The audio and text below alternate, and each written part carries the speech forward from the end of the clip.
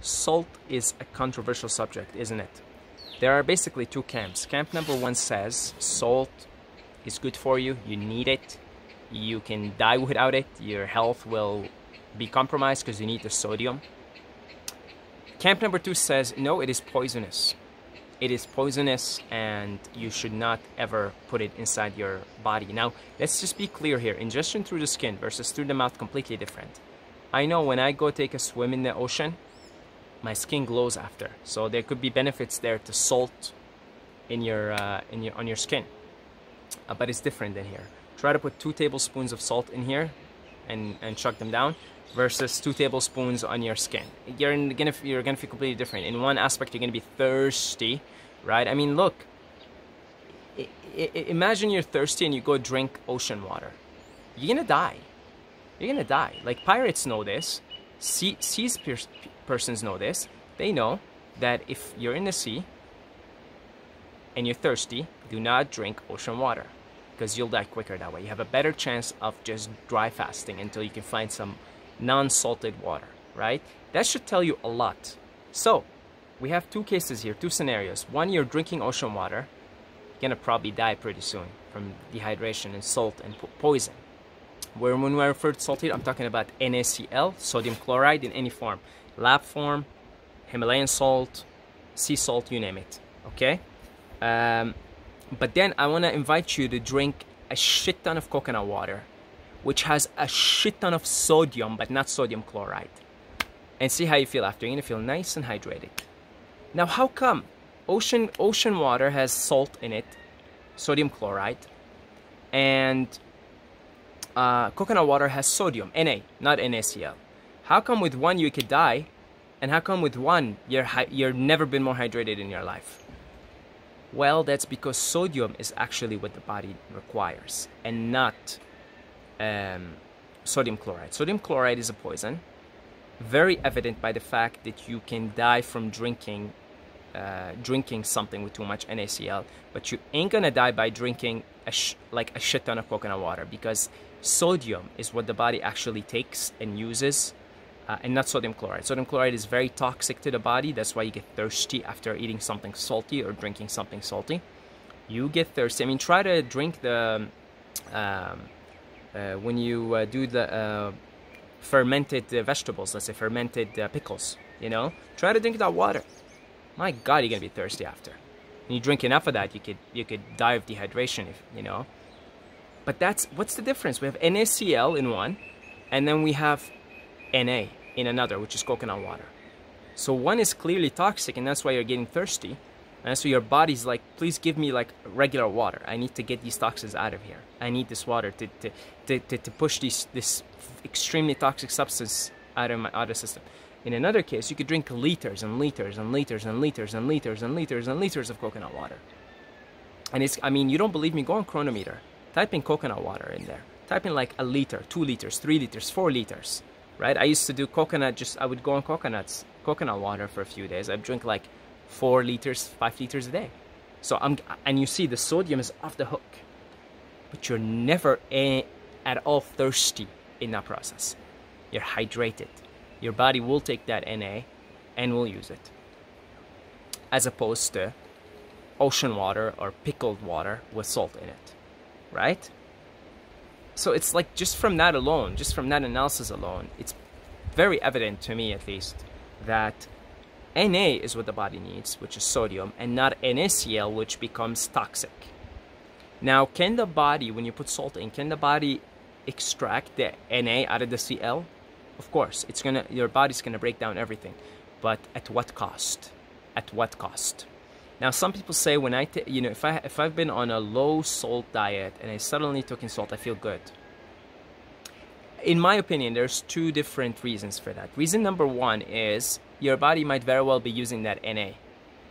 Okay, so you could get some short-term benefits there, and then you could calcify your, continue to do that, and then you'll see some not so nice things happen to you long-term. You're going to calcify your joints, and the salt likes to get stuck in the joints, and yeah, you're going to cause mayhem on your body if you do this long term. But you may feel good short term. because the body actually will take and use that Na, because the body's smart, intelligent. It just, you give it anything, it'll try to break it down and use what it can, but at what cost, let me say. Okay. The other reason is it could just simply be a stimulant. So whenever you take whenever you drink coffee, if I haven't drank coffee in years and years and years, if I was to drink coffee right now, guys, I would like get on this video and be like, guys, I feel so good, I feel so, wow, I feel so great and so focused and so alive.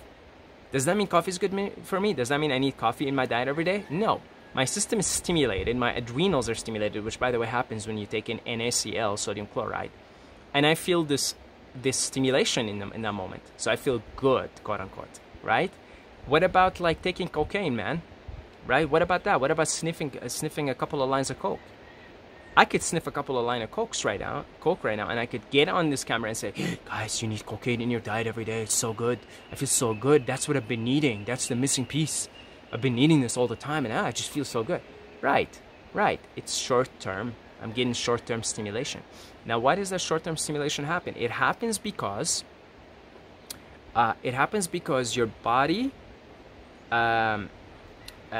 wants to get rid of that toxin, that poison, as soon as possible. So all the processes in your system are sped up, and so you feel like this jolt of energy when you drink a cup of coffee, or when you sniff a couple of lines of coke, or in this case, take let's say a teaspoon of salt, because you haven't done so in a long time. But you keep doing that over time, and you're going to see some bad things happen to you, my friend. So this is the difference, this is the difference between Na and NaCl. How do you get Na? Sodium. It's available, like I said, coconut water. If you live in the tropics, should be pretty easy for you to get coconuts. I live in the tropics, mountainous area, but we get a coast here, so the coconuts come from there. So, in the coastal, if you live in coastal tropical areas, there's coconuts all over. Just drink a couple of cups a day. That's all. Got all the sodium your body will ever need on a particular day. Coconut water is like if you're an athlete and you sweat a lot, it's the perfect drink. It's the perfect, forget that Gatorade shit. This is the perfect sports drink, the perfect drink, period. Coconut water. You can also get it in celery. So just eat celery or juice celery. It's also available in sea vegetables. Yeah? But it's actually available in sea vegetables like dulse and to a lesser extent nori sheets. But dulse has quite a lot of it. So you could just sprinkle a tablespoon of dulse on your salad or on your food, and it's really tasty actually. And it's got that salty taste to it. It's because of the sodium. And it's not sodium chloride, it is just sodium, Na. So get it in the organic form, not in the inorganic form, which is the organic form. You're going to get it primarily through plants. So those would be like the things I would go to.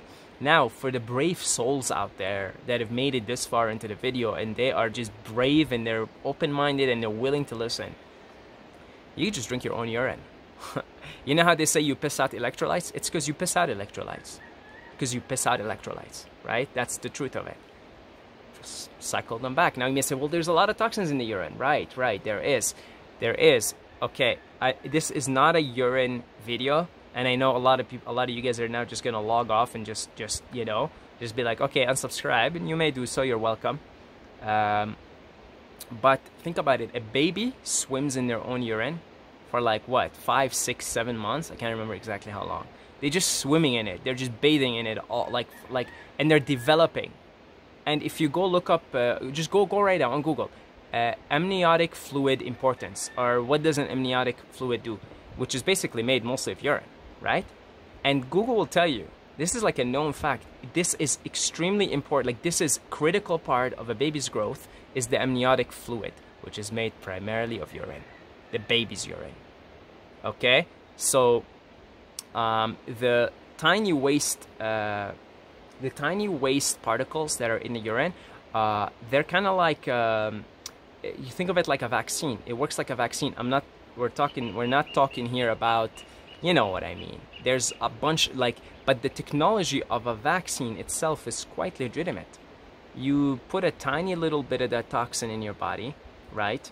It's also called homeopathy. I know there's differences between them, but the idea is similar, right? Homeopathy, you put a little bit of the toxin inside your body, and then that stimulates the immune system, the immune response. The body learns how to deal with that particular toxin. So anyway, we can make another video for that, and I can give you my opinion on why I think, you know, drinking urine is a valid thing. But you want all the sodium in the world, just drink like a liter or 2 of your urine a day. All right. Now, when you eat clean, it's gonna taste like, my urine tastes like when I'm eating clean. I'm not kidding, guys. I'm not exaggerating. It tastes like coconut water or just like slightly sweetened water. I'm not kidding. If you're just eating like fruits, it's gonna taste slightly sweet, if not like coconut water, depending on how clean or unclean your body is in the last few days. Okay? So that's another way to get it. But you don't have to. You could just go down the plant way. Just get it through in the form of plants, coconut water, dulse, celery or celery juice, and I'm sure there's other things that I'm forgetting here, but those are like basic and easy ways to get them. Okay? So that's the discussion I wanted to have. Again, just remember, very basic, you know, you drink like a liter of ocean water, drink a liter of coconut water. Both have a lot of sodium. Now, I don't know, maybe the ocean water has a lot more sodium chloride in it, or the pickled water, than the equivalent in sodium in coconut water, but the fact remains, you could drink like 6 liters a day of coconut water. You're gonna be hydrated, even though there's so much sodium in there, so much. Okay? So it is, and even like chronometer would tell you it's dangerous. You're in dangerous zones because there's so much sodium in it. Like it'll give you the red thing, right? But chronometer is saying that because, you know, like conventional wisdom, conventional science says you can't have too much sodium, otherwise it's dangerous. Salt. But they're talking about NaCl, of course. But in the case of chronometer just popping that red on sodium, it's because it's sodium. But chronometer thinks it's salt. It associates sodium with sodium chloride. And so chronometer will tell you it's dangerous, even though you can just drink as much coconut water as you want. But that's not good for your kidney, of course. Too much fluid. But I'm saying, okay? I'm saying you're not going to die. Like if you drink the equivalent amount of ocean water or pickled water, you're going to be seriously dehydrated. With coconut water, not the case. You see? So, yeah, that's about it. Thank you for watching. Thank you for listening.